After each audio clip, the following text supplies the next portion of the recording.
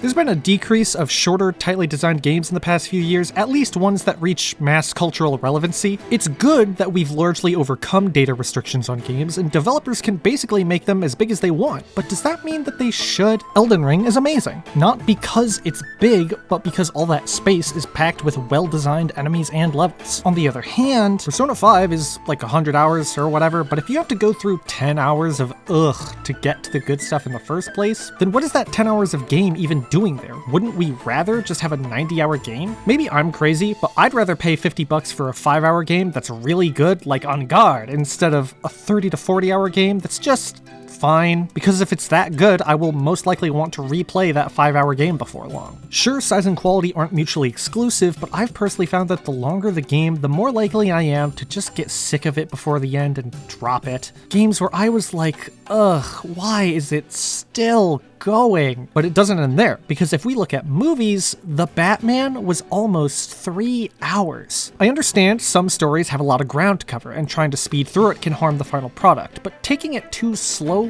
can harm the final product too. And I think people often undervalue the skill that it takes to tell a complete story in a short time frame. The Princess Bride, 98-minute runtime. Nightmare Before Christmas, even less still. Hell, Homer's Enemy is regarded as one of the greatest Simpsons episodes ever, and the pacing on it is so snappy. It is the only episode of the show I've ever seen, admittedly, but it's super good. And on the other end, sorry to pick on Persona 5 again, but they like to linger on the same general beat for a long time, repeating things when they could have moved on by now, like they just have to hammer in whatever they're saying to you, kind of like what I'm doing right now. Isn't it annoying? Imagine a whole game of this. To discuss my point, Fire Emblem. Specifically, Fire Emblem Romhacks and fan games. While bigger projects can and should be made, size can become an issue. As much as I don't want to pick on one in particular, I kind of need a specific example, so let's talk about Vision Quest. If you're watching Pandan, this is not a jab at you. You seem super chill, actually. I'd love to chat sometime. It has 41 chapters and 62 recruitable units, and it still has optional challenges, custom music and maps, plenty of character interactions relevant to the story, and all of this is impressive and awesome, but as much as I like Vision Quest, I can't say that I love it, and the size is one of the reasons. Let me paint a picture with the general plot beats of Part 1. Our protagonists become bandits to keep up with high taxes, but they make enemies of other bandits who attack their homes, so now that they're a danger to their families and running from the law, they have to leave to roam as wanderers. This takes about 3 chapters, which is a pretty good pace to set things up. The next 4 chapters consist of running around aimlessly with no real goal other than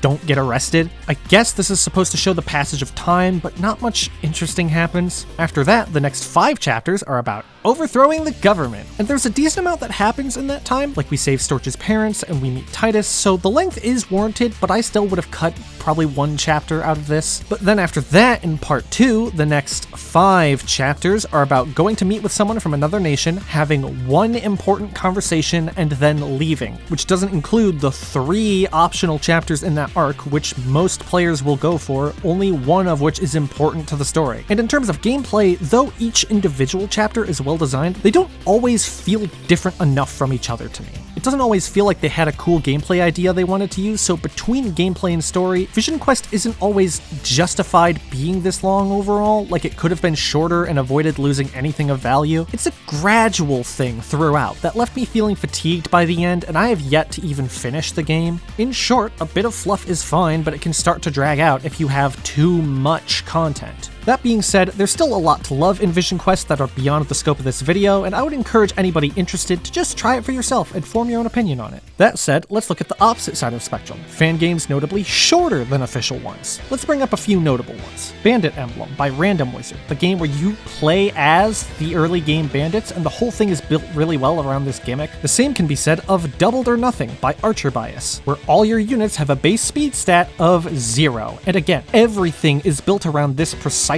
gimmick. Next, Storge by Nabe Artificer? I probably messed that up, sorry. At the beginning, you use all your gold to hire mercenaries and buy items, and then you play through the 5-chapter game using what you bought at the start. The amount of variety you can have and the short campaign give it a ridiculous amount of replayability. And honestly, I had lots of fun even just planning out what I would spend my gold on at the start. Finally, something more traditional. Fire Emblem Genesis, a progression tale, a solid story, lots of optional conversations, so many secrets to find. It is an amazing example of what I'm talking about. Even though the 10-chapter length is fairly short and 15 recruitables is quite little, those 10 chapters are super polished, and those 15 characters have been fully fleshed out. But we can go smaller. We can go even further beyond. We can make a hack that is 1 chapter. To catch the uninitiated up to speed, there are sometimes contests on the Fire Emblem Universe forums to see who can make the best 1-chapter-long ROM hack or fan game in a set time frame. The most notable ones being Marth and Celica. And I love these stupid acronyms, by the way. They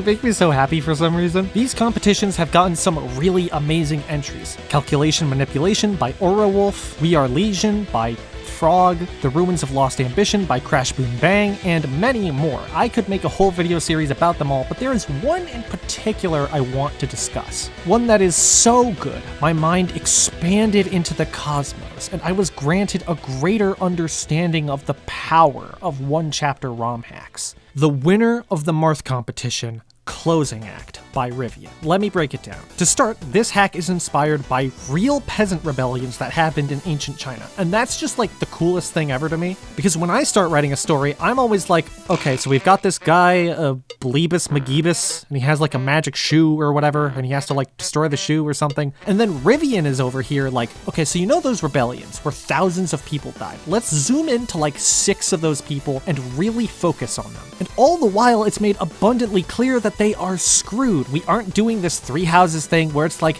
I hope we don't have to meet on the battlefield one day, and then they play coy about it. And then later they do the, if only it could have ended another way, and people are like, oh, it's so tragic. No, our people are screwed, no questions about it. And what we focus on is the response to that and what they do with the time they have left. That is cool as hell. That's good writing right there. Delicious. Finally, some good food. You don't need 5 hours of setup in your story. In any story. As long as your characters and world are consistent, we will be able to figure out and appreciate what is happening. Phoenix Wright games always start by thrusting you directly into the action, and you know what you do? You figure it out. Both Hades games do the same thing, and Closing Act does it marvelously. A brief opening cutscene and we are off. Gameplay-wise, what makes this hack unique is that although all your units are rather weak, they all have the ability to use the remainder of their movement after attacking, which means you can dip in, attack, and dip out to a safer spot. In other words, you are literally using guerrilla tactics, which is what a group of poorly equipped and poorly trained fighters would actually do. And if that wasn't enough, each unit has unique equipment that reflects their background that only they can use. Like the Fisher has a harpoon and a net, the Engineer has fireworks they can use to blast people from a distance, and a lot of the gear you get has the ability to debuff enemy units, giving you a much needed advantage over them. It really feels like you're fighting dirty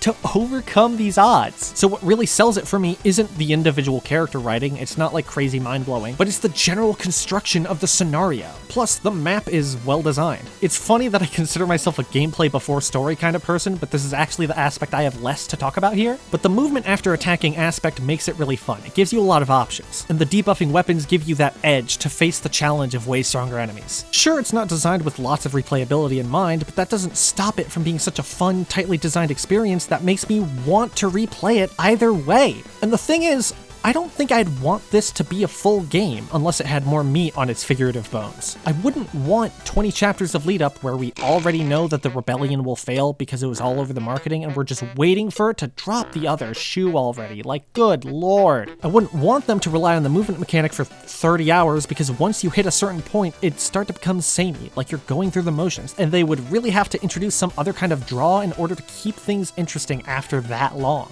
But that's the thing.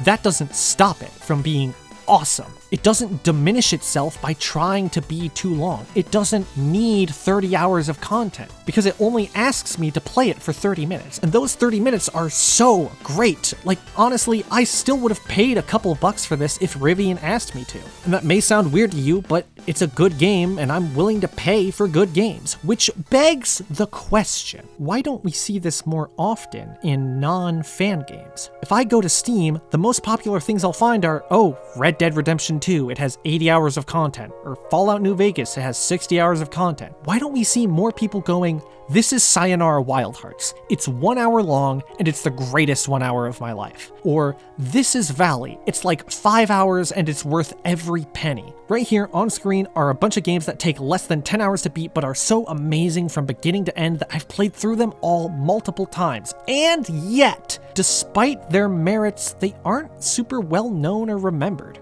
People remember Rice Son of Rome and Sunset Overdrive not for being the solid action games that they are, but because they were launch titles for the disastrous Xbox One. And I think that has to do with the fact that they're shorter games, and for some reason, that's less memorable to people. That's not to say shorter games always get buried. Some like Devil May Cry, Portal, A Hat in Time, and Psychonauts still have large followings. Hell, some like Metal Gear Rising and Undertale managed to become cultural phenomena. But those are still at the longer end of what I'm talking about. Why can't more games take off that are really, really well made 1 or 2 hour experiences, like Sayonara Wild Hearts, or say, Closing Act? And in the same vein, why are animated shorts like Carl's Date treated as an appetizer to the main event? Something just to keep you occupied before the real movie starts? Sure, you wouldn't go all the way to a theater for a 5-minute short, but is it not also a complete work of art worth talking about? And what about original shorts, like Diamond Jack by Rachel Kim, The Box Assassin by Jeremy Schaefer, Potion Shop by Temmie Chang? Sure, some of them have a bajillion views on YouTube or whatever, but how often do you see them discussed as works of art, whether that be in terms of writing, or visuals, or sound, or any other aspect, all with their own unique artistic value? Maybe we don't spend as much time with the characters or the world, but does that make them less deserving of our recognition and respect? I would argue, no. It doesn't. Now, what point am I trying to make in all this? I'm gonna be honest, I'm not entirely sure either. I guess just small projects aren't given any less love and care. They don't have less artistic value, and you should analyze them critically too, just like something that is, I guess, full length, quote unquote. Am I saying that Closing Act, a 30-minute long ROM hack made by one guy, has the same amount of artistic value as The Last of Us, or God of War, or Breath of the Wild? You know what? Yes. Yes, I am saying that. And while I could try to figure out what I mean by that and, elaborate on it a little bit, it would ironically make the video kind of long. So I think I'm just gonna leave it here. I'll see you around for my next incoherent rant.